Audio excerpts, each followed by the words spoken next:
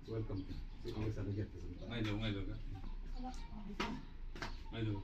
Now, I'll just read the speech that I made. Today, I just want to thank you for all the sacrifice you made, the love you give, and the strength you show every day for our family. You may not always say much, but your actions speak louder than words. No matter how old I get, I will always be grateful for your guidance, support, and unconditional love. You are my protector, you were my protector, my inspiration, and my biggest blessings. I am proud to be your child, and I love you more than words can express. Happy Father's Day to you. Thank you. So long live. God bless you. But you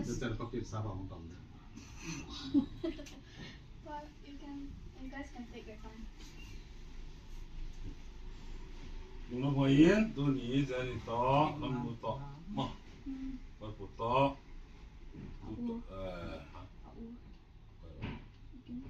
Utok. Kim. Katanunation. Ngin mawain. Now teto. Doon ipate ni ito na paminalay apuan. Ito na ko tingadingin. Kaya kang nisa. Tunin amau teng pasien nila sobla dan golzan la mai naman zong dan botizan dingin la dunia Father's Day bulan pasien topina le hotel Tasagawa damna hoina kata mai naman ibang botizan dingin ate dan golzan la hotel damna pa impresi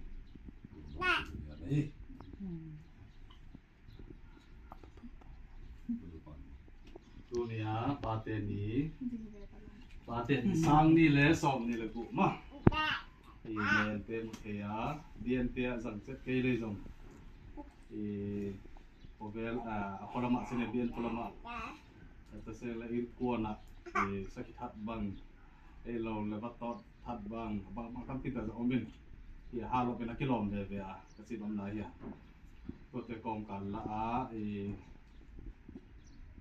au kim hille zeni lamno hille boy pu hille se le koi adang zo om kha lai le sene in ta lo pin ko ni papi to ke to se le da pu mon zo ilang telin pu mon to se lai nin surprise ta in nang pa toy wa si dei ma ai lo le pa te ni bien ap gisan sat ke le zo ya inung sim khara pa te ni hi si pe hi akelang ve bo ve ve to na pai hong sini na planning teu na na bolwa ko kang pu ke na le zong nang bol le ki pa ma ve ve wa na pai hong de sia mo mai na pun pia zong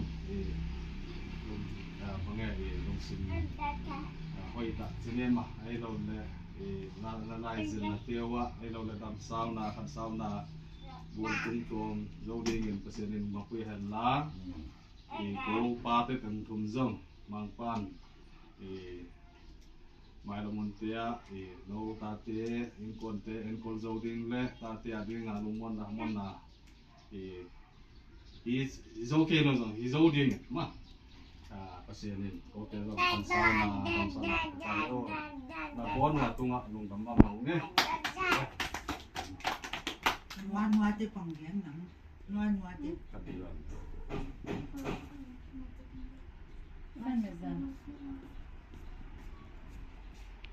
ngọn này tên nó nè phụ cái bị dập được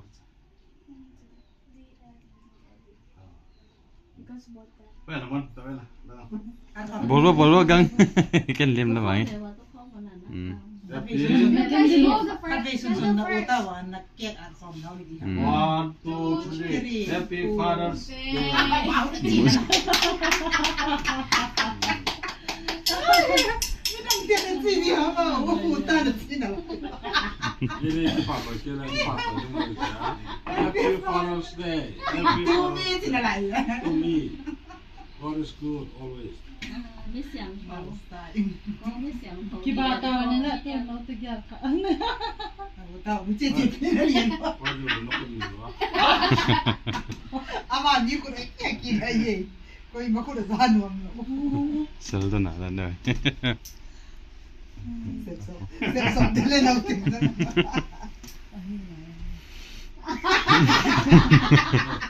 Tu bata mana?